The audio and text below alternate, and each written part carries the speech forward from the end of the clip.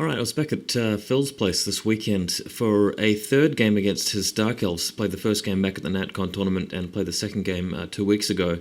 This is the third game, and again he's taken a very similar list. He's changed a couple of things, no Ring of Hotak this time. He's got a larger unit of Blackguard, and all of the usual elements are there for Phil's particular Dark Elf style. He's got plenty of Witch Elves and the Cauldron of Blood, especially in the middle.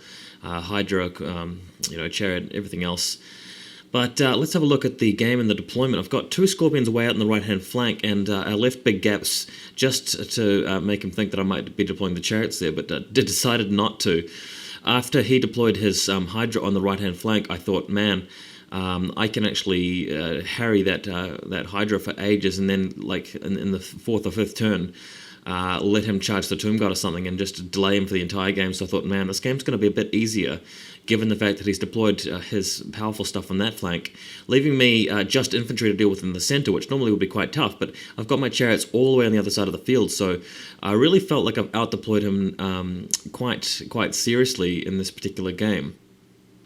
As a Dark Elf player, you really want to keep the pressure on with your really overpowered stuff like the Hydra, and obviously the Blackguard are important too, and the Chariot you want to keep as a threat. Chariot, I'm not too worried about because I've got a Strength 7 King that can fly, and I've got things which can annoy it from all angles. He's also got his repeater crossbowmen deployed in the tower over the far left side of the battlefield there, and they're going to be out of range of me for a lot of the game, so not really worried too much about them. And as you can see, good deployment all around. And my deployment is just, archers in the center, artillery on the hill with the Casks of Souls, chariots on the left-hand flank, everything else on the right-hand flank.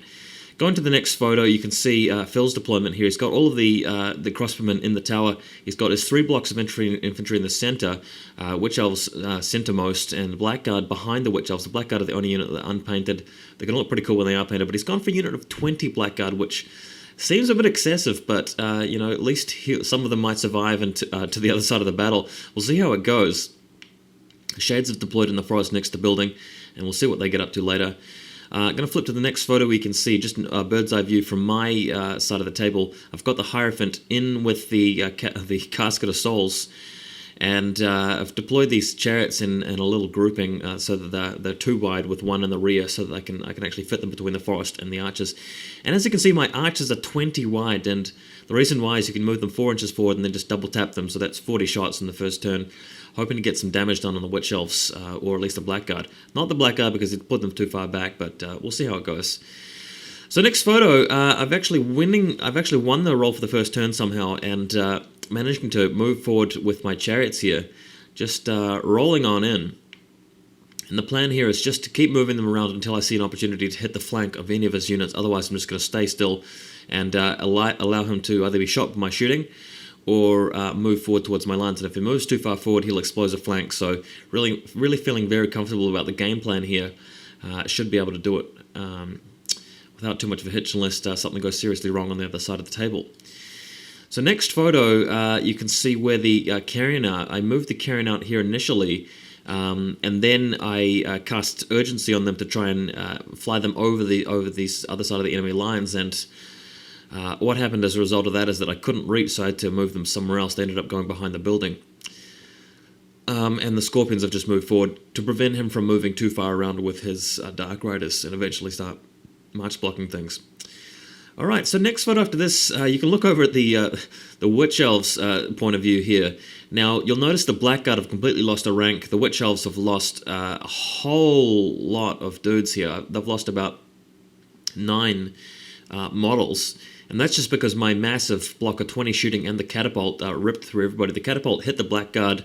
The shooting, just the sky, imagine the sky darkened by arrows here, hitting the Witch Elves. And this is before he's had a chance to use the blessing from the Cauldron of Blood, the special effect, which gives them plus a ward save. And they're really lucky to get the first turn there because I've massacred them, so to speak. And you can see the Carrion behind the building. That's where I opted to move them during the magic phase.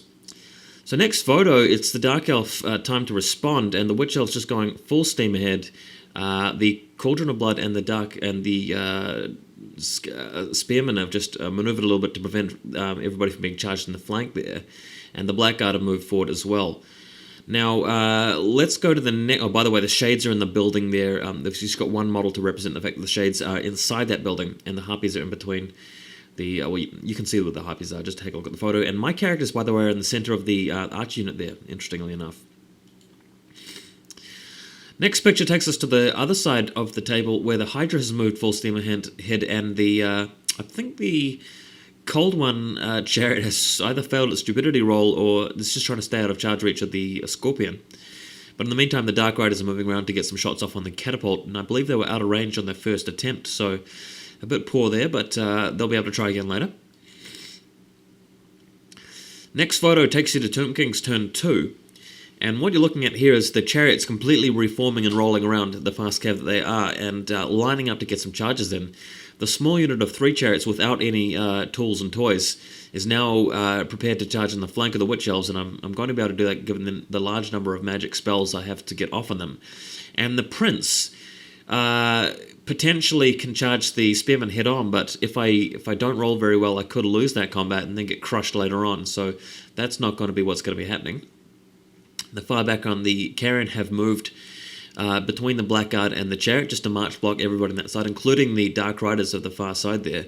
And the Scorpions have just tried to stay out of reach of the... Well, the Scorpion on the far right has stayed out of reach. You can just see him over there where my beer is on the hill, out of just on the other side of the Hydra, just out of its charge arc. And there's the former Scorpion, closest to where we are, looking from the picture, has just stayed where it is. So things really clicking into place here. Next photo, you can see a better view of what's going on the right-hand side of the battlefield. The Scorpion has moved just out of the 45-degree charge arc angle for the Hydra. So this is really, really stumped it, because now the Hydra is march blocked, it's got nothing to do with its charge, and it's going to be many turns before the Hydra actually sees any combat, and that really, really takes a load of my chest. I feel like that's what's getting me ahead so far in this game, as well as the situation of the left-hand flank. And of course, the center is really blocked by a building, so nothing important can happen there. So really feeling confident about the way this game's going. A lot of his stuff is march blocked, and he hasn't got any good charge opportunities at this point, whereas I've got a couple of really good charge opportunities in the center. Let's go to the next photo, where you can see the arc of visibility template next to my archers. That's just there so that I can see how many archers were able to shoot at the Harpies. But the magic phase erupts with the chariots charging the Witch Elves into the flank, and the Prince just staying still and doing nothing.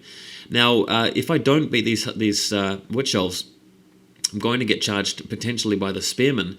But if he uses a Spearman to charge the chariots in his turn, he'll get massacred by my other secondary unit of chariots in the background, as we know. And what actually happens here is the chariots come